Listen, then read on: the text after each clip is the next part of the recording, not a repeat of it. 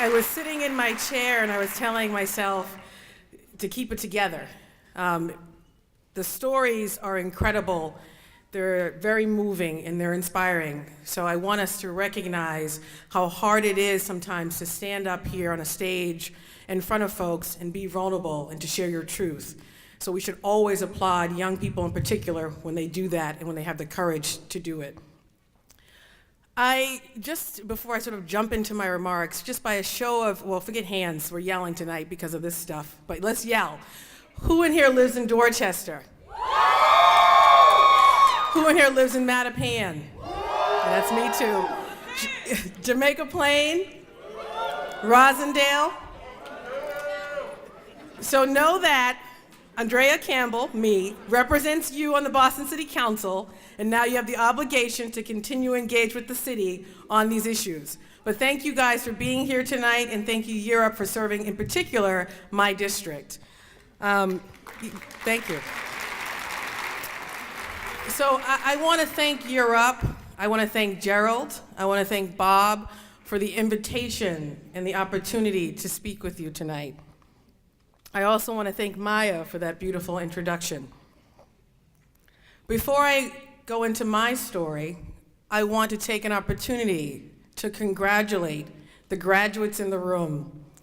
And I want us to give them the biggest round of applause they've heard all night long.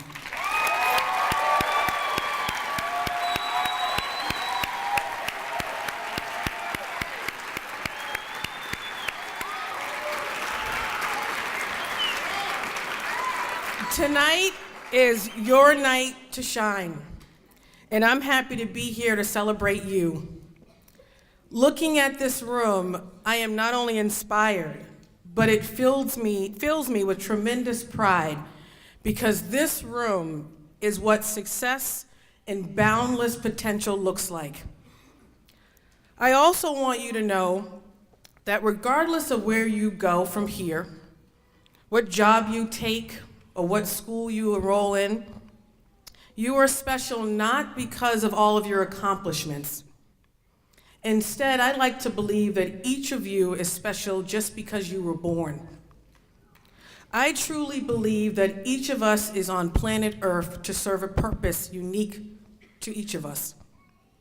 And my job as a Boston City Councilor, and now the President of the Boston City Council, and like those at Europe, and your mentors, your teachers, and your supporters in this room, is to help you realize that God-given potential. So on that note, I think this is a good time to thank the families in the room. The families who are here supporting each and every one of you. None of us reaches our God-given potential without support, love, encouragement, advice, and counsel.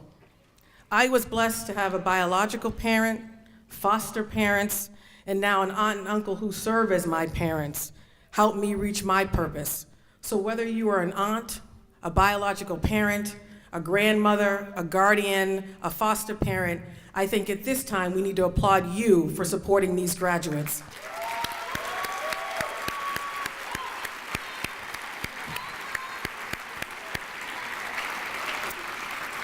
One of the best things I get to do as a Boston City Councilor is to meet with young people from across my district and across the city.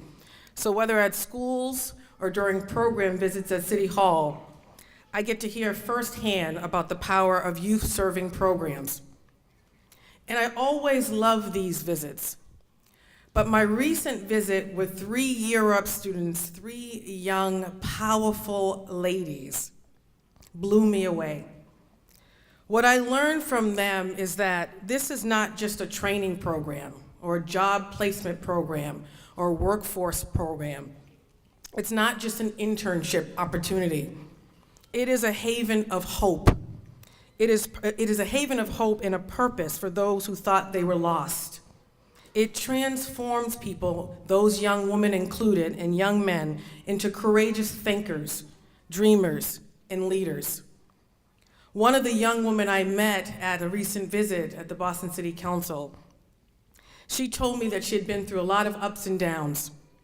and when she was on her journey, before she sort of made it, that this program changed her life. And but for this program, she would not be where she is. She seemed almost embarrassed to admit it, that she had had struggles and that she had gone through trials and tribulations. I think I'm here today to tell you that whatever you've been through thus far, whatever you've been through to get to where you are today, those experiences are nothing to be ashamed of. Those experiences are what make you powerful. Before running to become the District 4 Boston City Councilor, I was like many of you. I was figuring out what I wanted in life, what my purpose was, what my God-given purpose was. Born and raised in Roxbury in the South End, my childhood was filled with instability. When I was 8 months old, my mother died in a car accident going to visit my father, who was incarcerated. I actually didn't meet my father until I was 8 years old because he was in prison. When he gets out of prison, at 19 years old, and I'm in college, I talk to him in the morning, and he suddenly passes away that evening. But during those first 8 years, when my father was absent and incarcerated, my brothers and I bounced around. We were in foster care, living with relatives. We moved around a lot. Amidst that chaos and instability, I could count on at least my school environment, my after-school activities, to be consistent and supportive, and they helped me stay focused and on track. And because of my teachers, my mentors, my after-school programs that I participated in, my double Dutch coach, all of these incredible people in my life, I was blessed to go off to Princeton University and UCLA Law School. However, this was not true for many of my peers, including my two brothers, my twin brother in particular, who never realized his God-given potential. My twin brother, his name was Andre, so it was Andre and Andrea. He cycled in and out of the criminal justice system, and it would eventually actually pass away while in the custody of the Department of Correction, which oversees the prisons in Massachusetts, at the age of 29. He was a pretrial detainee, which meant he was being held while awaiting trial.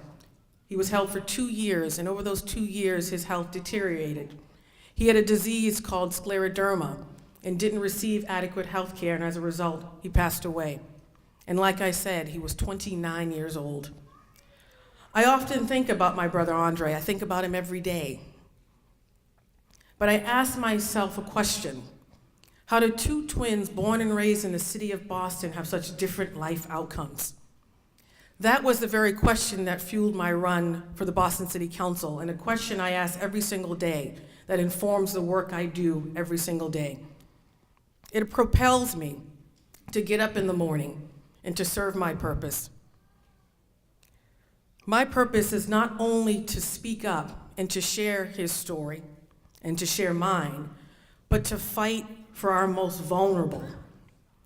I am blessed to serve in a role that not only allows me to realize my purpose, but to work on policies that will ensure we do not continue to get these disparate life outcomes, including, of course, pushing the city to always do more, but in particular, to close the achievement and opportunity gaps, to provide more opportunity for our young people, to allow more of our residents, including our immigrants, to participate in local government, to increase the availability of affordable housing, to talk about issues of criminal justice. Before I joined the council, the Committee on Public Safety just talked about law enforcement issues. We expanded that committee to include criminal justice, to have conversations about the conditions of confinement, solitary confinement, and what it means for a young person to leave a system with nothing and to come back into our community and be expected to succeed. I pushed the city to fund programs just like this. I pushed the city to have these tough conversations and to talk about race. I will continue to work hard in the council to make sure that the city continues to put money aside for programs that provide opportunities, mentors, structure, and guidance for our young people. Because I know, and I think many of you know, that these programs are not only life-changing, they're life-saving. And the incredible work that Europe does every single day, I will continue to highlight, and I will continue to spread the word. And I did get the number, and I'll encourage young folks to text it. But what my story, I think, illustrates is that a child's life and potential is not predetermined by the neighborhood or circumstances in which he or she is born into, but by the opportunities we afford that child to dream and succeed. I imagine many of you are here today and have a similar story in which you've overcome pain, loss, and folks who didn't believe in you. And in order to get to this moment, you had to believe in yourself, and you had to tap into programs like this. Be proud of yourself tonight. Frankly, take some time to celebrate your accomplishment tonight. Time can fly by. Sit with it. It is a big deal. And I have to say, to those who didn't believe in you, look at you now. So I'm here today to also challenge each and every one of you to not focus on the negatives, whether in your community or even in your home, but to follow your passions, to find those spaces and places and people that make you feel happy, that bring you joy, and that will support you in finding your God-given purpose. And channel your energy, even the anger you might feel, the frustration, channel that energy into finding your purpose, into going to school, committing to your career, and any other interest.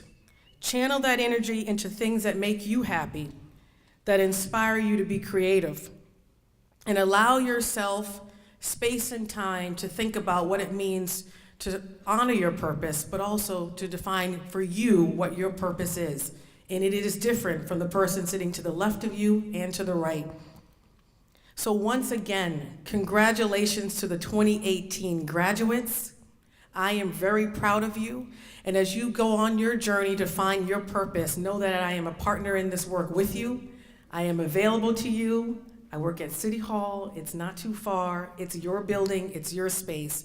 But again, congratulations to the graduates. Congratulations to the families.